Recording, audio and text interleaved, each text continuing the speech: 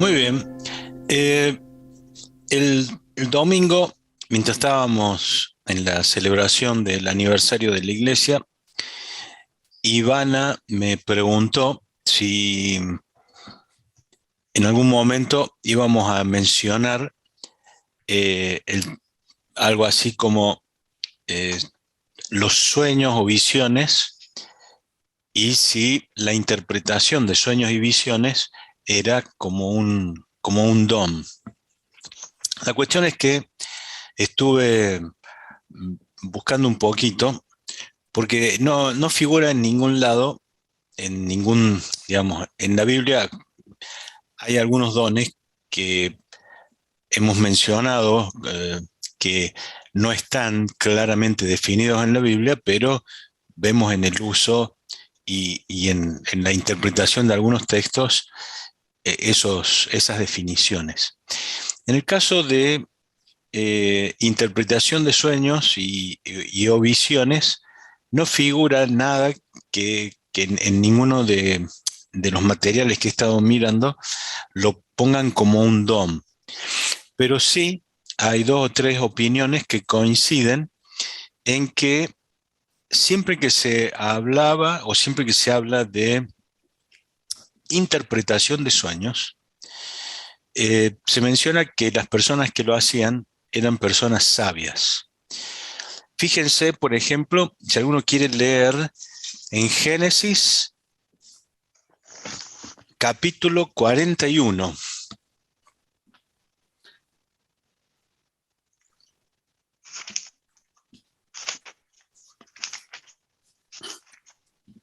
Allí, si ustedes recuerdan, Faraón había tenido un sueño y nadie en la corte lo podía interpretar.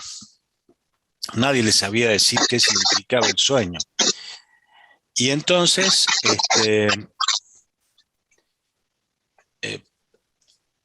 entonces hay que silenciar allí el celular. Es, ahí estamos. Entonces, ahí fue que eh, el, el copero del rey se acordó que había alguien en la cárcel que había interpretado unos sueños que ellos habían tenido y que él se había olvidado de cumplir la promesa que había hecho.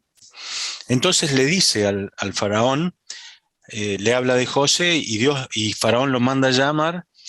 Y José, ¿qué dice versículo, en el capítulo 41, versículo 16?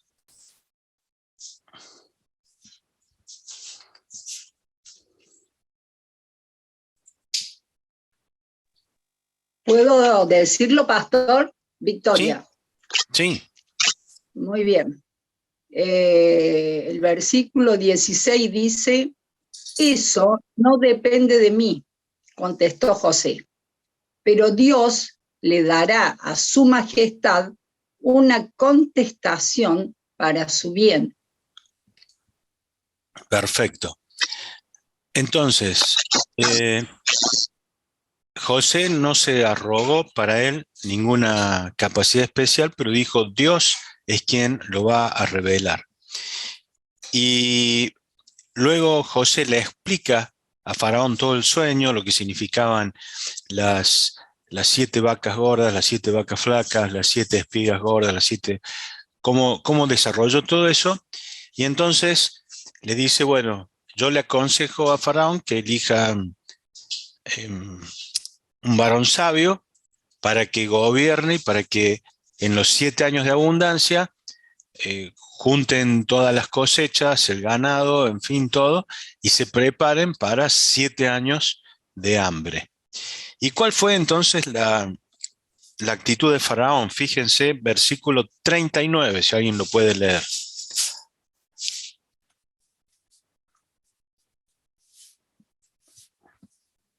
Y a José le dijo, no hay nadie más inteligente y sabio que tú, pues Dios te ha hecho saber todo esto. Muy bien. ¿Eh? Dios te, te ha hecho saber, Dios te ha dado una capacidad una sabiduría para poder entender el sueño. Y entonces, ¿se acuerdan que habíamos dicho que el don de sabiduría era tal vez la capacidad para saber aplicar una enseñanza o algo que Dios nos ha revelado y saber aplicarlo a la vida diaria?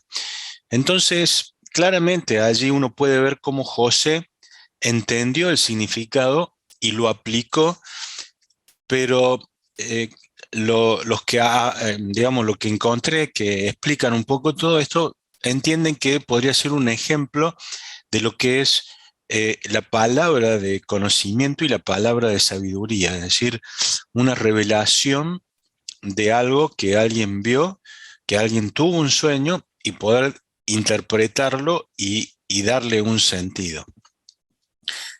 Después vamos a ver, porque tiene que ver con la clase de hoy, que uno puede llegar a determinar también algunas visiones o sueños o cosas que no vienen de parte de Dios, sino, como uno podría decir, a veces dependen de qué comiste en la noche y qué fue lo que soñaste y no fue una revelación de Dios. Entonces, el otro ejemplo que tenemos es Daniel. Daniel todavía la tuvo más difícil, porque Nabucodonosor no le dijo el sueño, le dijo que se había olvidado, que había soñado algo, pero que no se acordaba. Entonces, Daniel no solo él pidió ayuda, sino que le pidió a sus amigos que oraran junto con él para, eh, para que le ayudaran a interceder y que Dios les revelara ese sueño y les revelara la interpretación. Y bueno, también Dios le reveló, le dio palabra de sabiduría y Nabucodonosor, en base a esa sabiduría de Daniel, lo puso por encima de todos los sabios. Entonces, normalmente, lo que uno ha ido viendo en la palabra de Dios es que la interpretación de sueños está ligada al don de sabiduría. Por lo menos eso es lo que encontré, un poco respondiendo a lo que me había pedido Ivana en esa pregunta, pero también me gustaría mencionar, a modo de ejemplo, lo que sucedió con el apóstol Pablo, allí en Hechos capítulo 16 y versículo 9. Si alguien puede leer, Hechos 16, 9.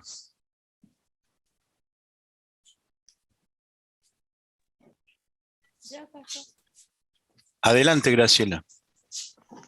Y se le mostró a Pablo una visión de noche. Un varón macedonio estaba en pie, rogándole y diciendo: pasa a Macedonia y ayúdanos. Muy bien. Ahí tenemos un ejemplo también de Lucas lo describe como una visión nocturna. Puede haber sido un sueño del apóstol Pablo y él lo explicó como que tuve una visión en sueños, ¿no? Pero una visión en la noche. Y en este caso fue una revelación de parte de Dios de hacia dónde tenían que ir, porque Pablo dice que había hecho varios intentos de seguir yendo a Asia, al norte de Asia, a Galacia, a otras regiones, y sin embargo el Espíritu se lo había impedido, pero él no entendía hacia dónde tenía que ir. Entonces la visión, en este caso, fue como una palabra profética o una palabra de conocimiento que le guió a Pablo hacia dónde tenía que ir. Fue una palabra que lo dirigió. No dice interpretación, es decir, Pablo automáticamente vio la visión y se dio cuenta que Dios lo estaba hablando y lo estaba guiando a dónde tenía que ir. Pedro, ¿se acuerdan que tuvo una visión estando en un momento de ayuno, orando, y vio que descendía, es decir, tuvo ahí también una visión, que descendía una cesta del cielo, que le decía: Pedro, levántate, mata y come, y él decía: no, son animales inmundos, no puedo. Y bueno, esa visión se repite y le dice, no llames tú inmundo a lo que yo he santificado. Pedro no entendía nada lo que decía, pero bueno, justo en ese momento tuvo la dirección de decir, van a venir a buscarte unos hombres, anda con ellos. No dice nada en cuanto a la interpretación de esa visión, pero en el momento que se produce los hechos en la casa de Cornelio, allí Pedro dice, ahora entiendo lo que fue aquella visión. Entonces, en ese caso, hay visiones o hay sueños que por allí uno puede tener, puede ser una revelación de parte de Dios, pero a veces no los entendemos. Fíjense que José no entendió el sueño que él tuvo ¿se acuerdan? Las 11 estrellas, el sol y la luna adorándolo, y sin embargo, recién cuando él vio a sus hermanos arrodillados delante de él, se dio cuenta de aquel sueño que quería decir. Entonces, hay veces que esa interpretación la tiene uno mismo cuando vive una circunstancia que te hace recordar, yo esto lo había soñado, o esto Dios ya me lo había dicho y ahora sé qué es lo que tengo que hacer. Pero obviamente tiene que ser siempre una reflexión cuidadosa en base a lo que uno sabe de la palabra de Dios y saber discernir qué es lo que Dios está diciendo. Pero no se consideran como dones especiales, sino que son de los otros dones, que puede ser sabiduría, conocimiento, profecía, aún discernimiento de espíritu, que lo vamos a ver en un ratito, aquellos dones que te pueden ayudar a entender si un sueño viene de Dios, si un sueño te está dirigiendo y qué quiere decir ese sueño para tu vida o para la vida de la iglesia. Justo me quedé pensando, no me acuerdo si fue el viernes a la noche, que el pastor Cristian Terrazas mencionó que ellos no sabían, tenían que comprar una propiedad, no sabían qué propiedad tenían que comprar para la iglesia, tenían 18 opciones que habían visto en la inmobiliaria, y Lorena una noche tuvo un sueño donde veía que por la puerta de la iglesia pasaban niños con uniforme escolar. Entonces, eso los guió a decir cuál de las 18 propiedades está cerca de una escuela. Y la única, que era la que estaba sobre calle Acevedo, en la esquina había una escuela. Así que eso les dio la pauta a ellos de que esa era la propiedad y allí compraron hace ya unos cuantos años atrás, que ahora ya la vendieron. Pero bueno, él contó como que él no creía mucho en los sueños y sin embargo Dios lo guió a través de un sueño que había tenido Lorena, ¿no? Entonces, eso podríamos agregar a lo que se dijo el miércoles pasado con respecto a lo de las palabras de conocimiento y palabra de sabiduría. Muy bien, vamos a lo de hoy.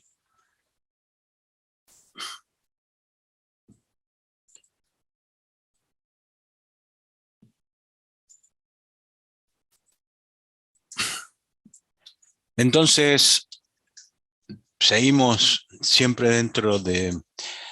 ¿Alguno ya se aprendió de memoria la definición de qué es un don espiritual? ¿Se animan a decirlo? Pero no se las muestro.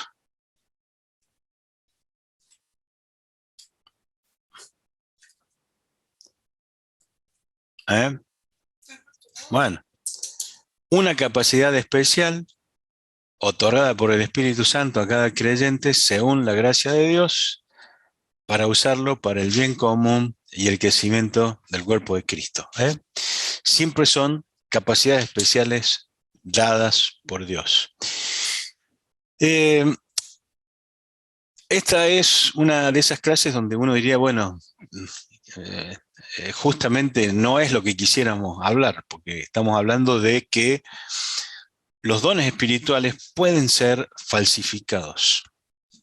Y Y ese es el punto que hoy quería abordar para después ver qué es lo que Dios nos ha dado para darnos cuenta o estar atentos a esto. En 2 Corintios 11:13, Pablo le dice a ellos que hay falsos apóstoles, obreros fraudulentos que se disfrazan de apóstoles de Cristo. Y entonces, la pregunta que nos hacemos, ¿existen dones espirituales falsos? Ahí me gustaría que alguien pueda leer Mateo 24:24.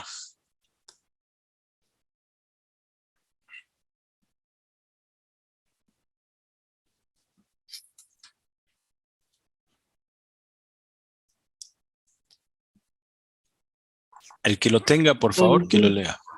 yo lo tengo. Adelante. Dice, pues se levantarán falsos mesías y falsos profetas y realizarán grandes señales y milagros para acompañar, de ser posible, aún a los elegidos de Dios. Perdón, para engañar. Ah, ¿yo qué dije? Me pareció que dijiste acompañar. Ah, capaz que sí, bueno, y milagros para engañar, sí, estoy sin los lentes, perdón. Bueno, muy bien. Pero ahí vemos que esto tenía que ver con el discurso sobre eh, los últimos tiempos y que iba a haber quienes decían, iban a aparecer quienes decían yo soy Cristo, o quienes iban a decir ahí viene, ahí está en el desierto, está en otro. Y Jesús dice, no les crean, van a venir falsos profetas, falsos cristos, y harán señales y prodigios, y engañarán, si fuese posible, a los escogidos. Es decir, que aún los propios creyentes pueden ser engañados. También Jesús dijo en Mateo 7:22 y 23, ese es un lindo texto que podría leer alguien. Yo lo tengo. Mateo, sí, adelante. 22 a 23. Dice, muchos me dirán en aquel día, Señor, Señor, ¿no profeticemos en tu nombre y en tu nombre echamos fuera demonios y en tu nombre hicimos muchos milagros?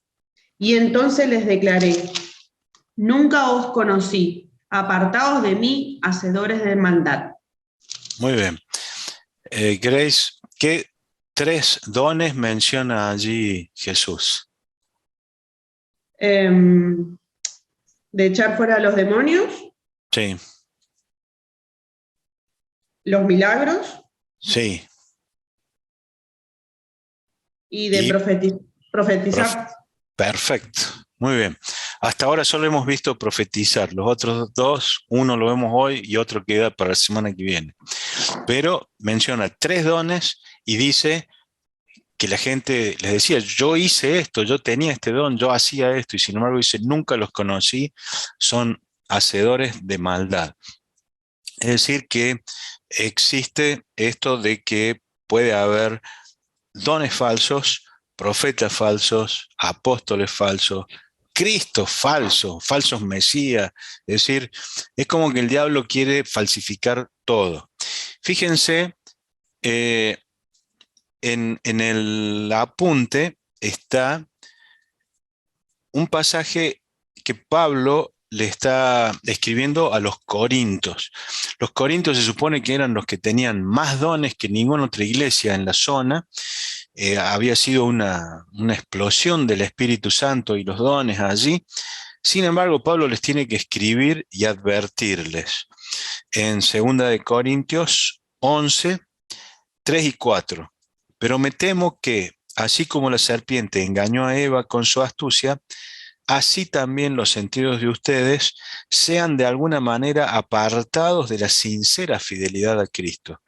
Porque si alguno llega predicando a un Jesús diferente del que les hemos predicado, o si ustedes reciben a otro espíritu diferente del que han recibido, u otro evangelio diferente del que han aceptado, ustedes lo toleran bien.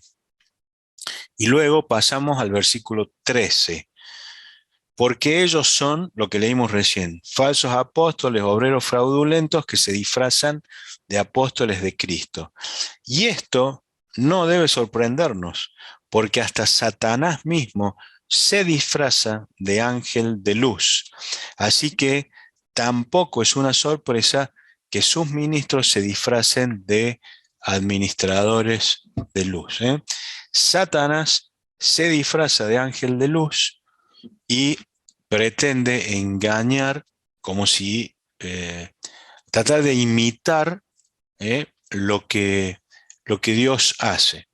Ya lo vimos en la historia y está relatado en la Biblia, en Éxodo 7 y 8, cómo aquellos magos de la corte de Faraón quisieron hacer o pudieron hacer lo mismo que hacía Moisés.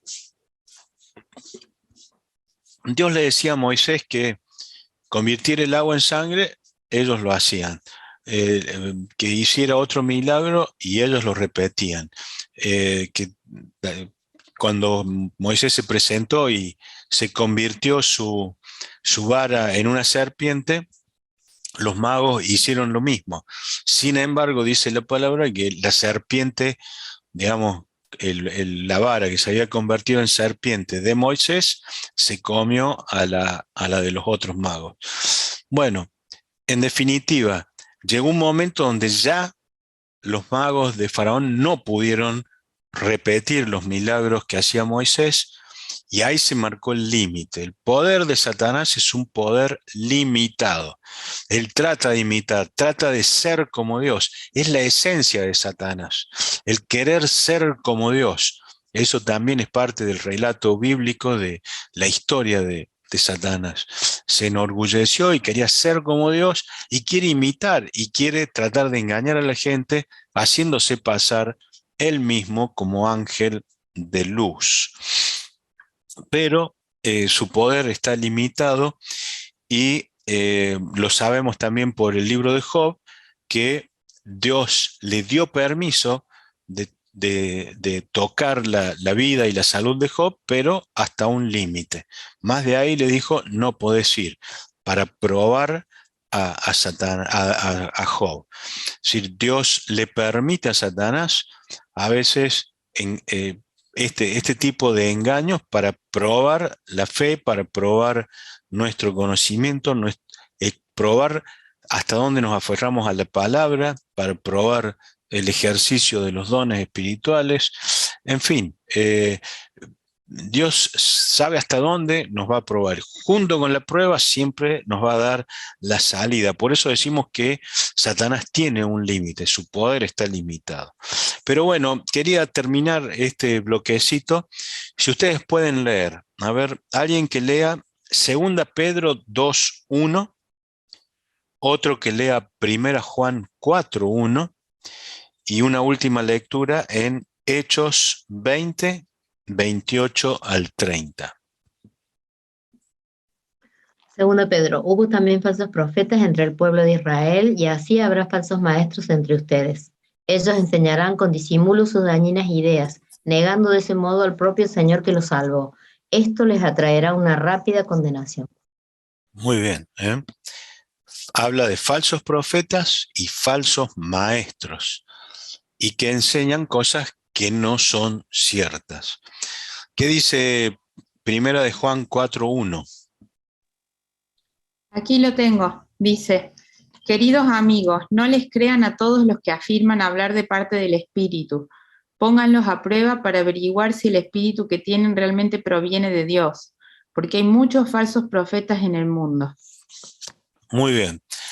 Ponerlos a prueba, porque hay muchos falsos profetas. Eso es algo que tenemos que también tener en cuenta y saber que no hay que creer a todo lo que se dice, hay que probar a ver si ese mensaje viene de parte de Dios.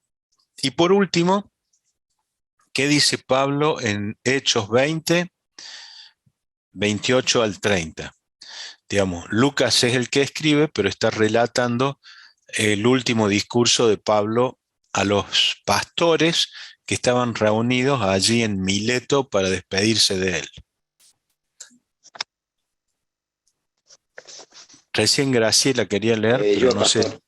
Ahí está, bueno. Adelante. Por tanto, mirad vosotros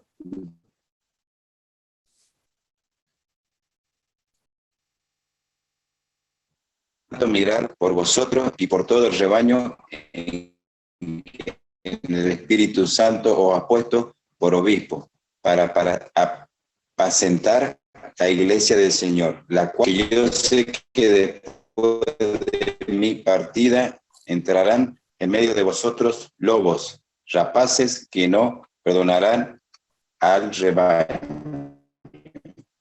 Y vosotros mismos se levantarán hombres que hablen cosas perversas para arrastrar tras sí a los discípulos.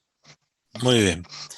Fíjense, Pablo le hablaba a los obispos o pastores de aquella región que se habían reunido todos ahí y les dice, aún de entre ustedes se van a levantar algunos que serán lobos rapaces, lobos disfrazados de ovejas que van a destruir al rebaño. Es decir, muy peligroso el tema y hay que tener mucho cuidado.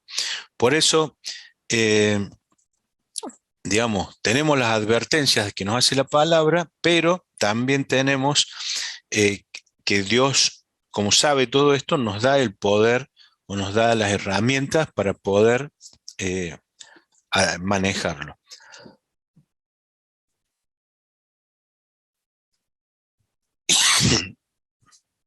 Muy bien. Me gustaría si alguien que tenga el apunte puede leer lo que dice allí en cuanto al don de discernimiento de espíritus.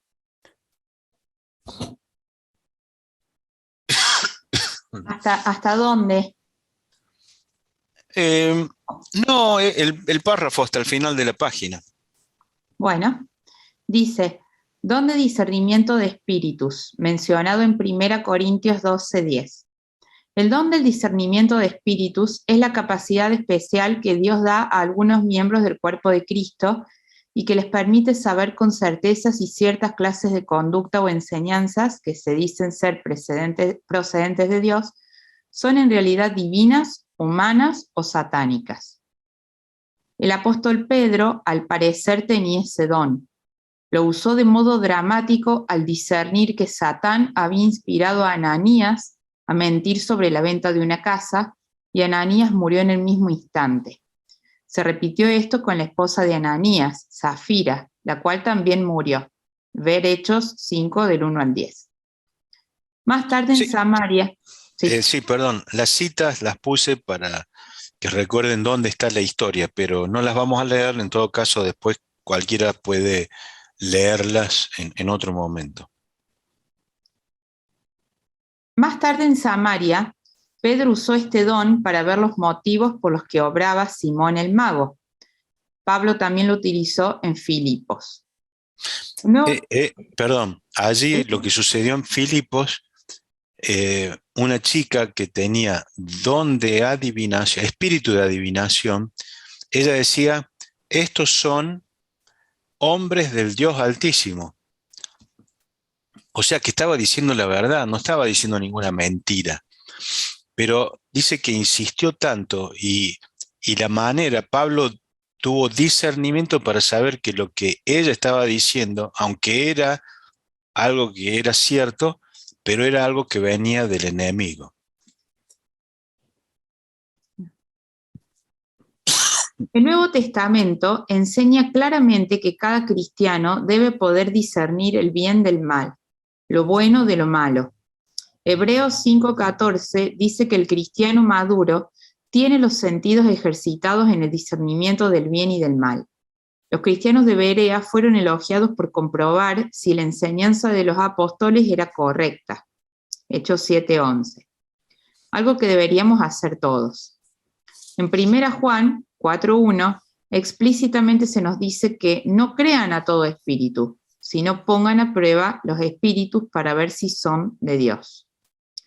Estos pasajes describen el deber del cristiano de discernir. Sin embargo, por encima de lo que se espera de todos los cristianos, hay un don de discernimiento de espíritus que solo es dado a unos pocos. ¿Sigo? Bueno, Discernir la verdad o la falsedad de algunas enseñanzas envuelve más que una habilidad especial para percibir demonios. Más bien incluye la habilidad de aplicar la enseñanza y la autoridad bíblica para examinar la verdad o falsedad. El bien, don de discernir... paramos ahí un momento.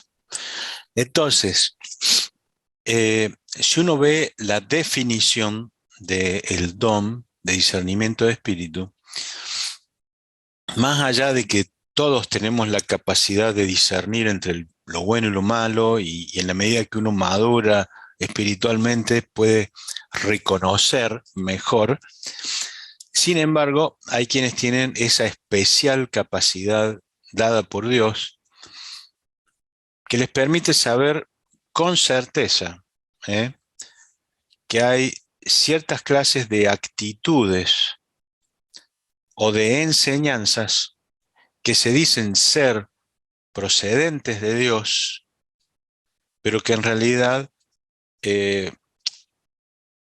para saber si en realidad son divinas, humanas o satánicas. Es decir, hay que entender que, no sé, pongo un ejemplo muy burdo, pero de golpe alguien dice, para alabar a Dios, todos tenemos que saltar. Y a Dios está diciendo que hay que alabarlo saltando. Entonces uno puede decir, esto es algo que viene de Dios, porque no está mal saltar en la presencia de Dios, pero ¿será algo que Dios dijo o será algo que se le ocurrió a un director de alabanza y lo quiere imponer, o a un pastor y lo quiere imponer? ¿O será algo que el enemigo está queriendo confundir para que todos los que o no pueden saltar o no les gusta o se dan cuenta de que no pueden estar todo el tiempo así, digan, me voy de la iglesia porque esto no es de Dios? Entonces, creo que en base a eso, digamos, en base a la definición, es importante saber que no todas las cosas que se dicen que vienen de Dios, sino que a veces simplemente es una impresión humana, o lo peor es que hay veces que viene como engaño del enemigo. El discernimiento nos ayuda a saber entender enseñanzas que pueden desviar de la fe. El discernimiento ha sido importante, acompañado de conocimiento y de sabiduría y de don de enseñanza, para distinguir sectas que, por ejemplo, el caso de los testigos de Jehová, pretendían enseñar que Cristo no era Dios, y entonces se van metiendo, y terminaron engañando a toda una iglesia. O sea, nació dentro de una iglesia cristiana, pero esa enseñanza los llevó por camino equivocado, pero empezó con una muy sutil enseñanza que después arrastró a toda una divergencia y una secta que se separó de la iglesia cristiana. Entonces, es importante entender que tanto puede haber actitudes, puede haber... En esto de actitudes, también es bueno entender. A ver, ¿qué quiero decir con esto? Hay veces que uno ve determinadas actitudes en los hermanos, en algún hermano en la iglesia, y empieza a observar que tiene una conducta que de golpe siempre llega después que terminó la alabanza, que no le gusta participar de momentos de oración, o que se resiste a un momento donde hay alguna administración y ya se retira. Entonces, tal vez uno puede empezar a pensar, acá hay algo que le impide disfrutar o estar en pie en la presencia de Dios en determinados momentos donde la alabanza es o más intensa o más profunda, o donde la palabra está ministrando, y entonces se produce eso. A veces hay actitudes que tienen que ver con la murmuración, con la falta de obediencia o de sujeción en determinados hermanos, que no todos se dan cuenta, pero de golpe alguien que tiene discernimiento dice, este hermano con su actitud está cometiendo un error. Entonces, es allí donde el discernimiento tiene que ir acompañado de amor y exhortación para poder acercarse, para poder hablar, para poder corregir. Pues no quiere decir que hay que echarlo, no. Hay que corregir al hermano y tratar de encaminarlo para bien. En el libro de Hechos se cuenta de que Apolos era un gran predicador, pero que estaba equivocado. Entonces, cuando lo escucharon, Priscila y Aquila no lo rajaron de la iglesia, no le dijeron, no, te tenés que ir de acá porque lo que vos estás enseñando está equivocado, sino que al contrario, vieron en él un corazón honesto, un corazón dócil, pero si bien estaba equivocado, ellos discernieron cuál era el problema, le explicaron, ordenaron las cosas, y Apolo llegó a ser un gran evangelista, un gran predicador, un gran maestro, porque alguien tuvo discernimiento de espíritu y supo corregir a tiempo un error en esta persona. Entonces, por eso digo que hay que saber, el discernimiento muchas veces te lleva a entender actitudes o a entender enseñanzas que dicen ser procedentes de Dios, pero que en realidad o son humanas o son del enemigo, de Satanás, y que quieren confundir a la iglesia. Muy bien. Seguimos. ¿Querés seguir leyendo, Caro?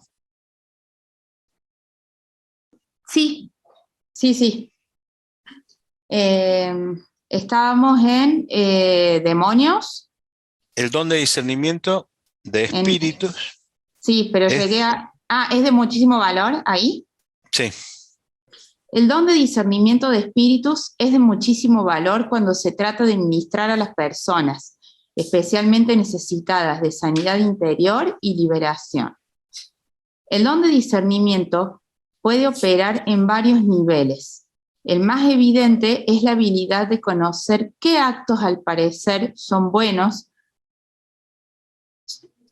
El más evidente es la habilidad de conocer qué actos al parecer buenos son en realidad la obra de Satanás. Otro nivel es el de discernir fuera de toda duda cuando un espíritu malo está presente y, en segundo nivel, el don nos permite saber con precisión de qué tipo de espíritu se trata. También opera en distinguir lo bueno de lo malo y la verdad del error. Por ejemplo, cuando un hermano o hermana hace algo por motivos piadosos o carnales, o cuando es necesaria la habilidad sobrenatural de distinguir la verdad del error, aun cuando los motivos parecen rectos. Muy bien. Recuerdan que Pedro estuvo con Jesús cuando Jesús les dijo, ¿quién dice la gente que soy? ¿Qué sé yo? Y después dice, ¿quién dicen ustedes? Y Pedro dijo, tú eres el Cristo, el Hijo de Dios. Y Jesús le dijo, bien, porque esto te lo ha revelado, no te lo ha revelado ni carne ni sangre, sino el Espíritu de Dios. Y al rato nomás, estaban en el monte, y en medio de la transfiguración, Pedro, que estaba medio,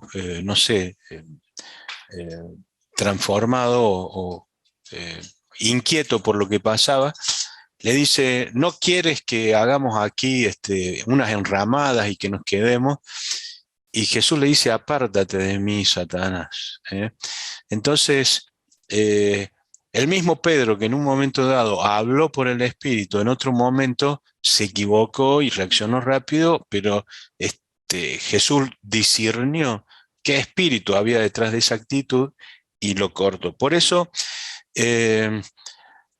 digamos, a lo largo de la Biblia uno ve cómo, por ejemplo, Joab le advirtió a David que no tenía sentido hacer un censo, que eso era una actitud equivocada, y fíjense que David tenía un corazón sensible a Dios, y sin embargo también se equivocó. Entonces, es bueno que uno esté rodeado también de consejeros sabios, de consejeros con discernimiento, que saben decirte esto con sabiduría, con conocimiento, pero también con discernimiento. Y la otra cosa es allí cuando dice la gran necesidad de saber, de tener el discernimiento cuando uno está ministrando sanidad interior y liberación. Hay situaciones que solo el Espíritu puede revelarte. Allí entra en una consejería, digamos, una palabra de conocimiento, una palabra de sabiduría, pero también discernimiento de espíritu, para ir a lo profundo y entender cuál es el problema o cuál es la necesidad, o si hay algún pecado oculto que sea necesario traer a la luz y poder ayudar a la persona a alcanzar libertad, a alcanzar sanidad en lo más profundo de su corazón. Y un parrafito aparte es lo último que tenemos allí, que me gustaría simplemente, si alguien puede leer en Hechos, capítulo 27, versículo 23 y 24.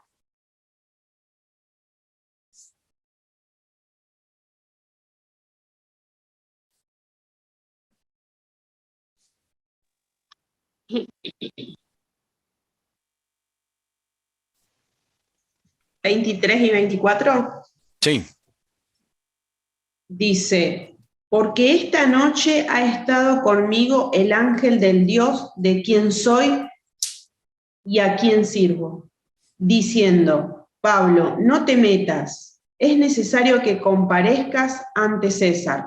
Y he aquí, Dios te ha concedido todos los que navegan contigo. Muy bien. No temas, le dijo el Señor a Pablo, porque yo voy a... Y después Pablo, o sea, Pablo le está diciendo eso al resto de la tripulación de la nave. Un ángel vino a hablarme y me dio aliento. Que el discernimiento de espíritus también sirve para darse cuenta o discernir la presencia de ángeles. Así como uno puede darse cuenta de que en un ambiente hay fuerzas del mal, y decir, acá hay que reprender al enemigo, acá hay que atender a esta situación, también uno puede darse cuenta o puede percibir la presencia de ángeles de Dios. Los ángeles no son algo que solamente aparece en la Biblia y que fue de los personajes de la Biblia. Allí la palabra de Dios nos enseña que las huestes del Señor nos acompañan y pelean por nosotros.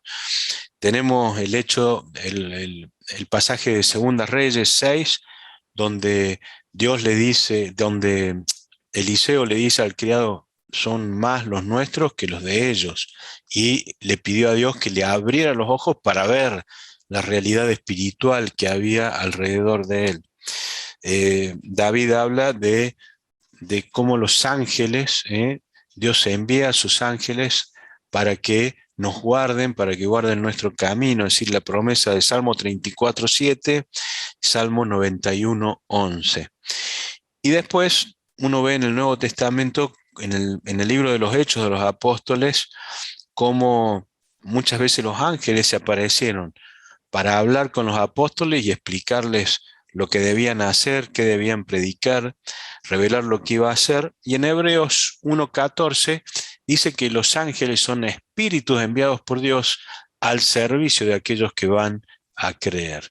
Así que también es importante que el discernimiento de espíritus, uno puede entender que a veces hay actitudes que es de personas, pero que son divinas. Digamos, una vez a mí me pasó, pero realmente no puedo decir que sí o que no, pero estábamos entrando a Buenos Aires de noche, era un invierno en el 2001, y resulta de que estaban refaccionando y haciendo toda una autopista nueva. La cuestión es que nos dividieron, o sea, nos sacaron de la ruta que yo conocía y entré a una zona, ahí en el Bajo, cerca del río, no sé dónde era, que parecía un lugar sumamente peligroso, y de repente se para un auto al lado mío, una Traffic, y me baja el vidrio, y bueno, yo bajo el vidrio y me dice, ¿quiere que lo guíe? Sígame. Fue todo lo que me dijo. Y yo digo, bueno, no me quedaba otra. No sé quién era. Y lo seguimos. Es decir, yo iba con Adriana y los 5 chicos teníamos en ese momento. Y lo seguimos y nos sacó y nos llevó exactamente a donde teníamos que ir. Nunca supe de dónde apareció ni por qué me dijo eso. Pero uno puede decir, bueno, Dios te envía esos ayudantes, ¿no? Cada uno puede contar experiencias así, a veces uno puede discernir y decir, esto fue ayuda de Dios totalmente inesperada. Dios manda ángeles para ayudar. Muy bien. ¿Vamos bien hasta allí? ¿Alguna preguntita? Pasamos a lo siguiente que tiene que ver con esto. Ah, Grace, sí, perdón. Yo tengo una duda que siempre suelo comentar. Una vez yo fui a una iglesia, y se ve mucho ahora, pero claramente no tengo el don de discernimiento, pero esas iglesias que mientras el pastor está o predicando o presidiendo o haciendo esa alabanza, y que se mueven todos, que supuestamente dice que están llenos del Espíritu. Siempre tuve dudas, no es que dude porque es de la iglesia de los pentecostales, si bien a mí me gusta Dante Gebel, que es pentecostal, entré una vez nomás y no quise entrar nunca más, pero ahí me pasó a mí, que eso a mí no me gustó. Tal vez no está mal, pero siempre me quedó en la duda si es verdad eso. Sí, allí es Que se importante. mueven todos juntos. Yo era la única que no me movía.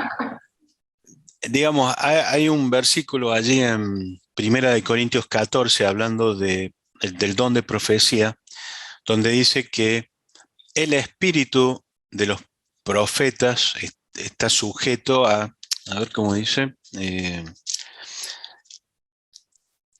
para no equivocarme, dice que los espíritus de los profetas están sujetos a los profetas, pues Dios no es Dios de confusión, sino de paz. Entonces, cuando empieza a haber algún tipo de manifestaciones que se salen del control y la persona pierde dominio propio, y cuando se genera confusión en vez de orden, tal vez, y te pasa lo que a vos te pasa, uno puede pensar en que hay tal vez un error, que hay alguna manifestación de la carne, que hay algún exceso, o que el Espíritu les ha dado esa gracia o a ese grupo, pero siempre hay que mirarlo con cierto ojo crítico, decir, si esto es todo lo que tienen para ofrecer, ahora si ese tipo de manifestaciones va acompañada de una correcta enseñanza de la palabra de Dios, una vida madura espiritualmente y todo lo demás, bueno, uno puede decir es parte de la vida de esa iglesia. Pero por allí suceden excesos. Aquí en Córdoba hubo una iglesia que en un tiempo, de repente las personas llevaban un chupete y decían que cuando el espíritu las tomaba, eran como bebés en las manos de Dios, y entonces ese espíritu los hacía usar chupetes, eran personas adultas, grandes, y bueno, pasó eso, la iglesia sigue, y es una iglesia que tiene comunión con el resto de las iglesias en Córdoba, pero hubo muchas cosas que por allí fueron excesos, que se pusieron límites, que algunos pastores lo advirtieron, y bueno, mal que mal, hoy están encaminados dentro de la línea, aunque son iglesias pentecostales, pero no quiere decir que por ser pentecostal te estás equivocado, no, al contrario, hay manifestaciones que son para bien, todo dentro de esto que yo te digo, es decir, una cosa es cuando uno pierde el control, cuando esas manifestaciones o la persona empieza a girar, a gritar, a moverse descontroladamente y no puede frenar, guarda, hay que empezar a reprender o a orar y pedir que Dios ponga orden en ese momento. Ha pasado en la iglesia nuestra más de una vez y uno ha tenido que estar atento a ver ciertas manifestaciones, si vienen de Dios o no, o si son otro tipo de manifestaciones. Muy bien. Y lo último que vemos hoy es este, que es otro de esos dones no mencionados en la palabra de Dios como tales. Sin embargo, eso me lleva a un punto que sería Mateo 10:1. A ver si alguien puede leer Mateo 10:1. Y alguien que busque Marcos 16, 17 y 18.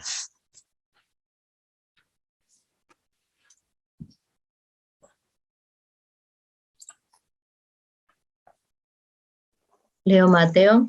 Bueno. Jesús llamó a sus 12 discípulos y les dio autoridad para expulsar a los espíritus impuros y para curar toda clase de enfermedades y dolencias. Muy bien. Allí vemos cómo Jesús comisionó a los 12 para echar fuera demonios. También después vemos que cuando envía 70 de 2 en 2, les dice que podían poner las manos y sanar sobre los enfermos, pero también vemos en el versículo, en Lucas 10, 17, que los 70 decían, hasta los demonios se nos sujetaron. Y luego, ¿qué enseñó Jesús al resto de los creyentes allí en Marcos 16, 17 y 18?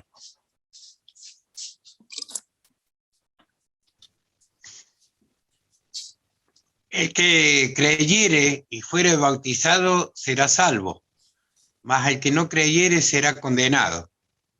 Y estas señales seguirán a los que creen. En mi nombre echarán fuera demonios, hablarán nuevas lenguas. Tomarán en las manos serpiente y si bebieren cosa mortífera, no les hará daño. Sobre los enfermos pondrán sus manos y sanarán. Amén. Muy bien, entonces allí vemos que Jesús habla de señales y tal vez más de una vez ustedes han escuchado hablar qué diferencia hay entre señal y don. Entonces, en algún momento dijimos que el don de lenguas, por ejemplo, es para algunos y para otros las lenguas son como una señal. De alguna manera, en este caso el echar fuera demonios figura dentro de estas señales o de esto que Jesús le pide a sus discípulos, pero después no está mencionado dentro de los dones. Pero uno puede decir, bueno, así como tomamos el paralelo de milagros, de sanidad, de lenguas, como señales, pero que también en realidad después hay que administrarlos como dones, bueno, que el echar fuera demonios no solo es una señal y queda en eso, sino que también en la iglesia se administra como un don, como una gracia especial, como dice la definición allí. El don de liberación es la capacidad especial que Dios da a ciertos miembros del cuerpo de Cristo para echar fuera demonios. Entonces, hoy hay abundantes ejemplos y evidencia de que Dios está operando, así como en el Nuevo Testamento, también hoy. Es decir, que hay un carisma especial para determinadas personas que tienen esta gracia para liberar a las personas o echar fuera demonios. De alguna manera, es razonable creer que el discernimiento de espíritus y la liberación son dones que van juntos, casi como el de sabiduría y conocimiento o como el de pastor maestro. Entonces, la liberación no debe ser practicada sin el don de discernimiento para entender lo que está pasando y poder echar fuera al demonio que está molestando o que está oprimiendo a la persona. Los que pueden echar fuera espíritus malos no solo deben acercarse a este ministerio con precaución, sino que también deben ayunar, orar y hacerlo en el poder de Dios. Es decir, no es un juego. Leímos al principio que Pedro usó del discernimiento de espíritu con aquel mago Simón que quiso comprar para poder liberar a las personas, hacer milagros o sanidades conforme al pago que él hiciera. Y Pedro le dijo, estás equivocado. Entonces, es importante que no juguemos a hacernos los que tenemos capacidad de liberar. Si surge, hay que hacerlo con mucha sabiduría, con mucha dependencia de Dios y saber que cualquiera en determinado momento tal vez puede hacerlo o necesita hacerlo. Pero quienes ya lo toman como un ministerio necesitan tener la certeza de tener el don de Dios para poder hacerlo. Entonces, y lo último que dice allí es que hay quienes hablan de exorcismo. Antes se decía así, aunque en la Biblia no lo menciona. En la Biblia habla de echar fuera los demonios o expulsarlos. El exorcismo muchas veces es algo característico de la religiosidad de pueblos primitivos, y el exorcismo eran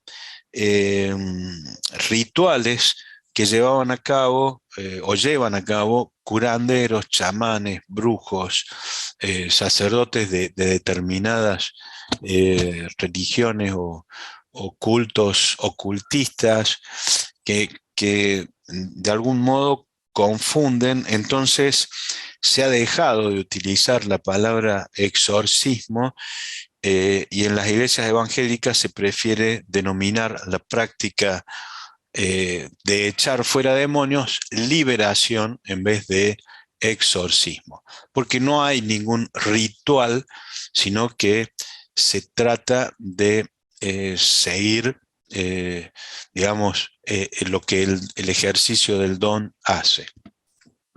Quisiera terminar con dos ejemplos nomás. Uno, si alguien puede leer 1 Corintios 12, 3. Y otro que lea 1 Juan 4.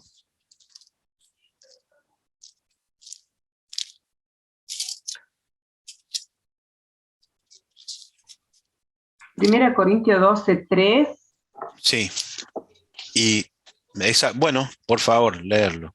Dice, por lo tanto, quiero que sepan que nadie que habla por el Espíritu de Dios maldice a Jesús, y nadie puede decir que Jesús es el Señor excepto por el Espíritu Santo. Muy bien.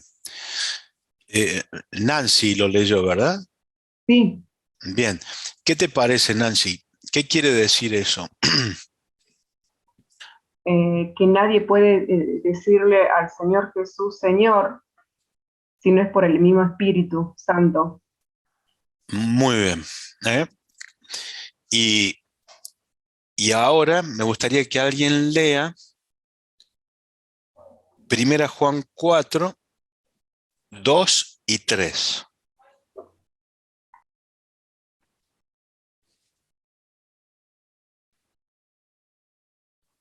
De esta manera pueden ustedes saber quién tiene el Espíritu de Dios.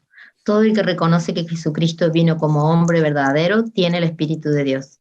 El que no reconoce así a Jesús no tiene el Espíritu de Dios, al contrario, tiene el espíritu del enemigo de Cristo. Ustedes han oído que ese espíritu ha de venir. Pues bien, ya está en el mundo. Muy bien.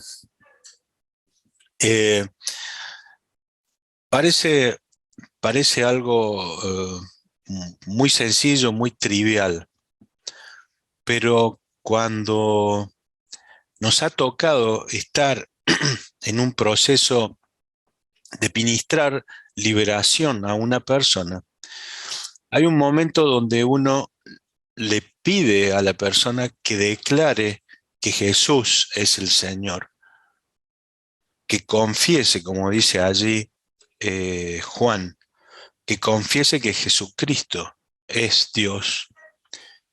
Y la persona se resiste, el demonio se resiste, y cuando uno ha logrado tal vez que la persona confiese el pecado o encuentre la puerta que le abrió al demonio, que cierre esa puerta, que se arrepienta, que confiese, cuando uno puede lograr libertad, liberación, allí uno vuelve a repetir esto de, a ver, podés decir que Jesucristo es el Señor, y cuando la persona está libre, puede decirlo.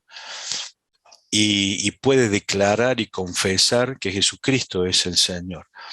Y si bien no hay ningún manual, pero siempre que vi a personas o siempre que por allí me tocó alguna vez hacerlo, esto que dice la palabra se cumple tal cual.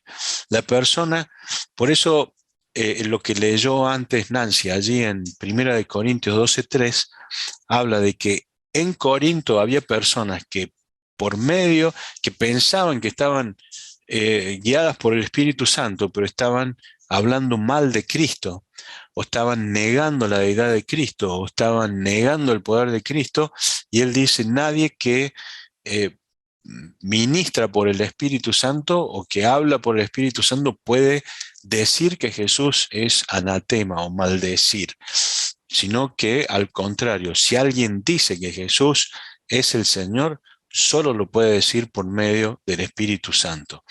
Y eso que parece algo tan sencillo, sin embargo, siempre es así. Cuando a alguien le cuesta reconocer que Jesús es el Señor, que Jesús es Dios, que, y te salen con que no, bueno, es un hombre, es una persona importante, es un gran maestro, es alguien que dejó pero no reconoce que Jesús es Dios, que no confiesa que Jesús es el Señor, que no es capaz de decir que Jesucristo es el Señor, ahí estamos empezando a discernir que hay un problema espiritual en el corazón, en el alma, en el espíritu de esa persona.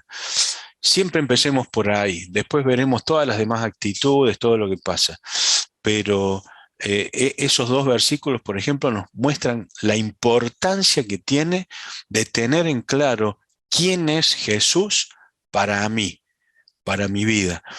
Cuando la persona no tiene claro quién es Jesús, cuando no tiene claro el centro de la salvación, el centro de lo que es la cruz de Cristo y tener a Cristo en su vida, es allí donde hay que llevarlo para empezar a confesar cosas que traigan libertad y sanidad al alma de la persona. Bueno, muy bien. Dejamos por aquí hoy. El miércoles que viene veríamos el resto de dones que tienen que ver con dones de poder, don de sanidad, milagros, fe, y creo que con eso ya terminaríamos prácticamente, y luego una clase más sobre cómo descubrir nuestros dones, y si todo anda bien ya terminaríamos en 2-3 semanas para hacer la prueba final. Muy bien. Grace, ¿quisieras despedirnos orando? Sí, cómo no. Padre amado, gracias, Señor, porque nos acompañaste, porque nos acompañas siempre, Señor. Gracias porque estás aquí presente para que podamos aprender cada día más, en especial sobre los dones, Señor, para que aprendamos a discernir, Señor, y a tener sabiduría para saber usarlos, Señor. Bendice todas las reuniones siguientes. Gracias por la dedicación que tiene el pastor hacia nosotros. Y gracias porque nos bendice grandemente. En el nombre de Cristo Jesús. Amén. Amén.